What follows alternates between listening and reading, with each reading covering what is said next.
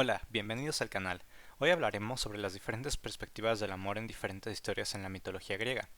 En la mitología griega, el amor es un concepto muy complejo, con aspectos muy parecidos a los de nuestra época, pero también otros que serían totalmente inaceptables hasta el punto de cuestionar por qué lo definiría como una historia romántica alien.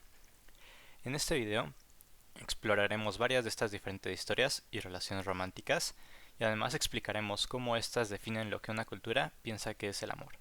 Comencemos. La primera historia que revisaremos es la de Cupido y Psique. Esta historia trata sobre Psique, la cual era una mujer hermosa, tan hermosa que las personas empezaron a alabarla más que la diosa Venus, la diosa más hermosa de todas. Venus, muy enojada por esto, le pide a su hijo Cupido, el dios del amor, que haga que Psique se enamore de una criatura horrenda como venganza.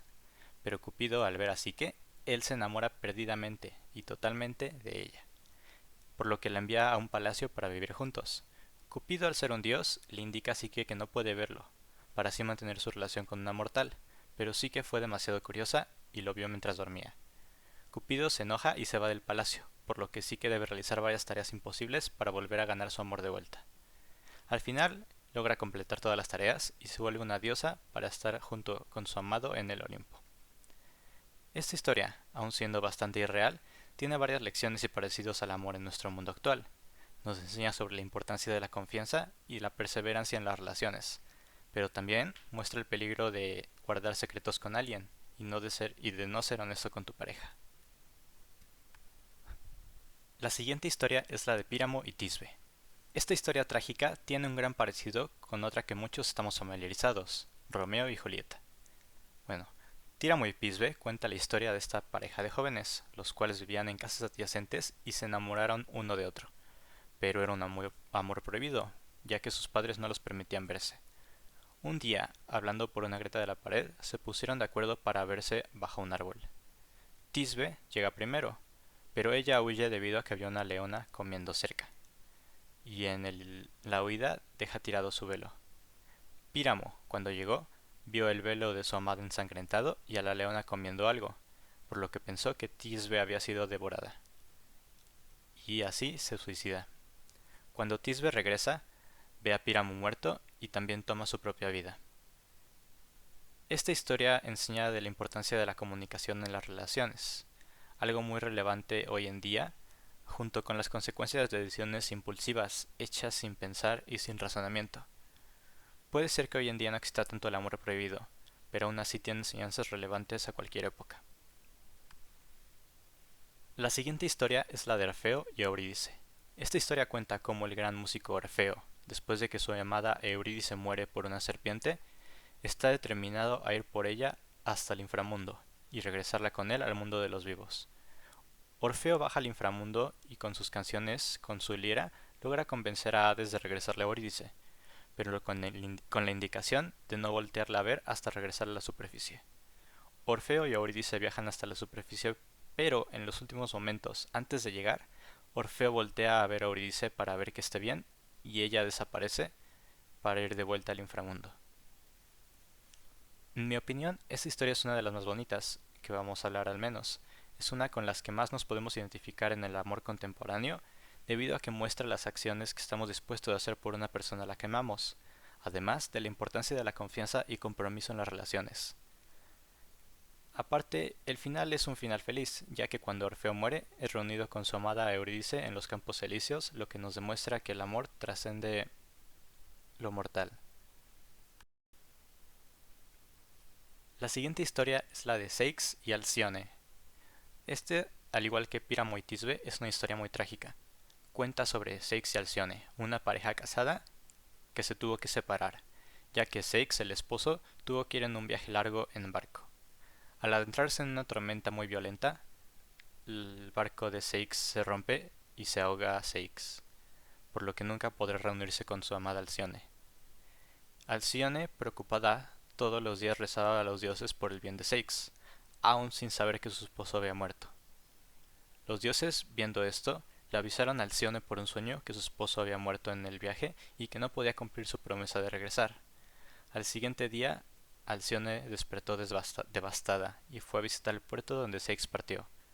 A lo lejos vio a su esposo, el cual había sido revivido por los dioses que se apiadaron de ella, y sin antes darse cuenta, los dos habían sido convertidos en aves para estar juntos por siempre. Este mito puede no directamente reflejar el amor que hay hoy en día, o al menos su concepto, pero nos podemos fijar en la importancia de tomar en serio a tu pareja y tomar decisiones importantes. La siguiente historia es la de Baucis y Filemón. Esta historia cuenta cómo los dioses Zeus y Hermes viajan a una ciudad, disfrazados de mortales, solo por la curiosidad de ver cómo son tratados sin estatus de dioses. Van de puerta en puerta pidiendo comida y asilo, pero todas y cada una de las personas los rechazan y les cierran la puerta en la cara. Eventualmente llegan a la casa de una pareja de ancianos, Baucis y Filemón, los cuales, a diferencia de los demás, los tratan con una gran hospitalidad y les ofrecen todo de lo poco que tienen. Después de la cena, Zeus y Hermes se revelan como dioses, y les otorgan un deseo a la pareja. La pareja solo pide humildemente que por favor puedan morir al mismo tiempo, ya que no quieren estar el uno sin el otro. Zeus crea un gran templo en el lugar de la choza en la que vivían, y los hacen sacerdotes al mismo tiempo. Al final, la pareja muere al mismo tiempo, felices el uno con el otro, y son convertidos en un solo árbol con las ramas entrelazadas. Esta historia habla sobre el gran apoyo entre parejas, además de el respeto y la lealtad que hay. El principal tema, aun siendo la hospitalidad y generosidad a los demás, es algo que también puede estar presente en el amor, ya que si eres muy amable y generoso con tu pareja, tu recompensa será que tu relación florece. La siguiente historia es la de Pigmalión y Galatea. En mi opinión, a partir de este punto, las historias comienzan a ser un poco más ajenas a nuestras definiciones actuales de lo que es el amor. Pero sigamos. Esta historia cuenta cómo un escultor llamado Pigmalión creó su obra maestra después de arduas horas de trabajo. Logró crear una estatua de la mujer perfecta, a la cual no le igualaba ninguna mortal de su belleza. Pigmalión no pudo evitar caer en la tragedia de enamorarse apasionadamente de su creación. Le tocaba, la besaba y tenía un gran deseo por ella. La diosa Venus, con curiosidad de ver esto, le otorga la vida a la estatua para que Pigmalión pueda estar con ella y así ser felices por el resto de sus días. Esta historia me parece algo cuestionable, ya que, en mi opinión, más que ser una historia de amor, es una historia que muestra el deseo humano por el amor y la compañía. Y aún así, podemos aprender ciertas lecciones que se aplican a nuestra vida, como puede ser que el amor puede venir de diferentes formas y también de lugares no esperados. La siguiente historia es la historia de Endymion. Esta historia es algo perturbadora. Cuenta sobre cómo la luna se enamora de Endymion, un pastor muy hermoso. Pero en vez de ser una historia de amor cualquiera, la luna pone a Endymion en un sueño permanente, para que así pueda ver, tocar y besarlo cuando quiera. La pasión de la luna solo causó una carga de dolor a Endymion. Yo pienso que más una historia o poema de amor es una historia que remarca los peligros de las obsesiones y el deseo a los demás. Es como el solo concentrarse en el aspecto físico lleva a ignorar los deseos, los valores e incluso la personalidad de los demás. Pero esta historia siempre representó que el amor conlleva cosas malas y cosas buenas, además de poder trascender fuera de lo normal. La siguiente historia es la de Dafne. Trata sobre cómo el dios Apolo persigue a Dafne, una ninfa que quería permanecer virgen por siempre. Mientras Dafne huía de Apolo, le ruega a su padre, el dios de los ríos, que la ayude. El dios convierte a su hija en un árbol de laureles para poder así escapar de Apolo. Pero Apolo, aún así, toma algunas de sus hojas y se corona victorioso y dueño de este árbol. Esta historia me parece horrible. Apolo decide violar a Dafne sin importar nada. Aún siendo un árbol, encuentra la manera de faltarle al respeto y es algo muy desagradable para lo que es al menos la definición de amor hoy en día. A diferencia de nuestra época, en ese entonces había momentos en los que las violaciones eran pensadas como algo romántico y deseado. Casi siempre era hacia mujeres y tenía el horrible final de un triunfo de la pasión y el deseo humano, algo que agradezco al menos que hoy en día no sea nada aceptado. es la historia de Alfeo y Aretusta. En este caso, la ninfa Aretusta está huyendo de un dios de los ríos, Alfeo, el cual igualmente la quiere violar. Aretusta igual pide ayuda a los dioses y en este caso Artemis la convierte en una corriente de agua, la cual va hacia bajo la tierra. Alfeo, al igual que hizo Apolo en la historia anterior, encuentra una manera de aún así violar de cierta forma a quien persigue y se convierte en un río para seguir a Aretusta y juntarse con el agua que ella era. Este cuento igualmente muestra el límite tan delgado que había entre violar a alguien y amar a alguien, ya que era visto algo como incluso heroico. Las relaciones sexuales no eran vistas como una conexión emocional y mutua hacia alguien, sino más hacia el placer físico y relacionado con el amor. A continuación hablaré más sobre el mito de Orfeo y Eurídice. Para esto fui a ver una ópera sobre el tema.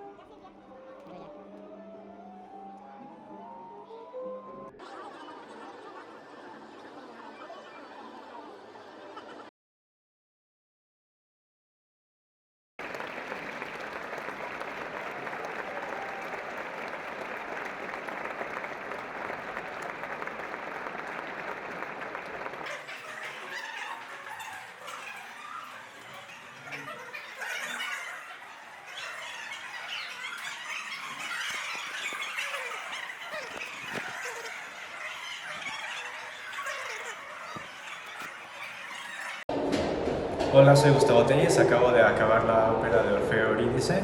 Mi primera impresión es que, pues como nunca había ido a esa parte de Bellas Artes, me encantó mucho la arquitectura y aparte cómo se oía el sonido. Cualquier sonidito que se oía me impresionó mucho, que puedes oírlo desde cualquier parte del lugar. A mí me tocó hasta arriba y hasta atrás y pues también hacía mucho frío ahí.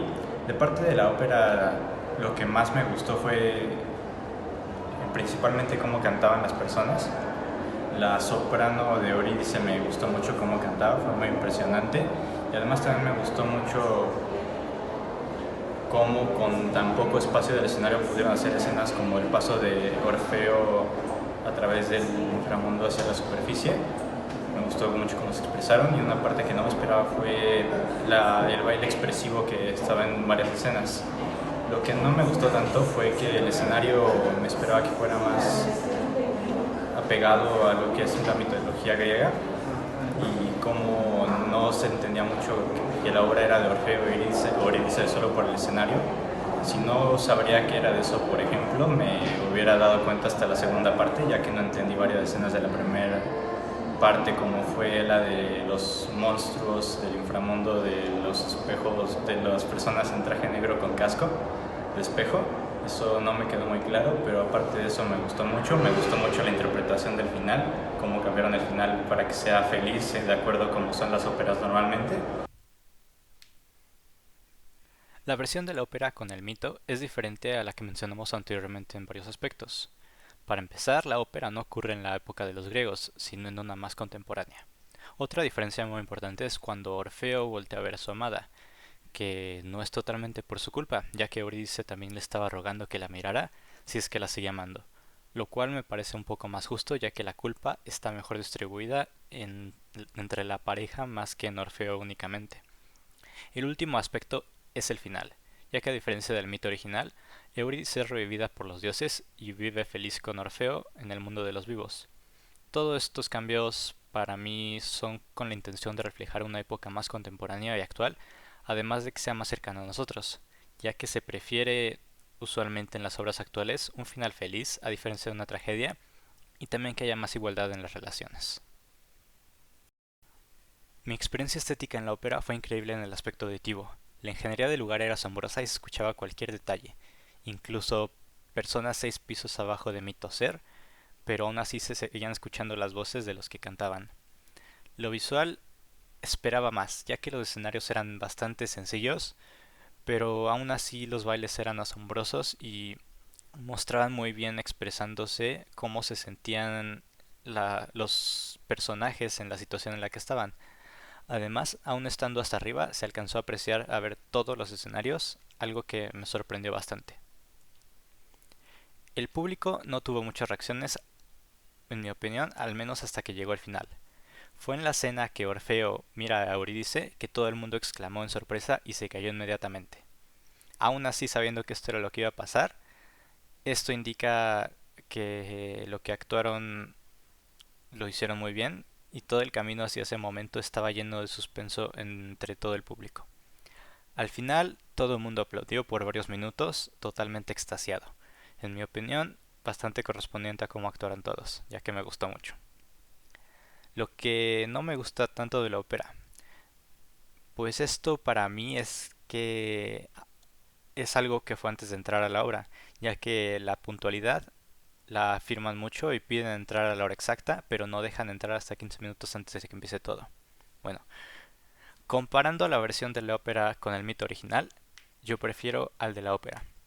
Esto es debido a que me encantó cómo se cambia a Orfeo, mirando a Eurídice que sea totalmente su culpa por ser paranoico, a que sea este un conflicto de pareja alimentado por la desconfianza y también mucho, mucho drama. Además de que me gustan más los finales felices, a diferencia de finales en los que el protagonista termina despedazado en el mar. Aún así, lo que cambiaría es que toda esta ópera esté situada en una época más griega o al menos un poco más antigua, ya que muchos hechos como los dioses interactuando con los personajes directamente o los monstruos del inframundo pues no encajan muy bien en una época tan actual. El valor de una ópera en la actualidad es que es uno de los artes restantes que tienen varios elementos de tantas áreas. La ópera combina música, actuación y arte visual para crear una obra en la que decenas de personas pueden participar para crear un producto súper expresivo. Por eso sigue siendo tan relevante aún así después de tantos años. Y pues para concluir de esta experiencia yo me llevo que por fin visité esa parte de Bellas Artes, algo que siempre había tenido curiosidad al menos por ver cómo era, además de que sorprendentemente me gustó mucho. Hasta ese momento siempre había pensado prejuiciosamente que las óperas eran algo aburrido y hasta cursi, pero me gustó mucho la experiencia por todos los diferentes aspectos que se podía admirar.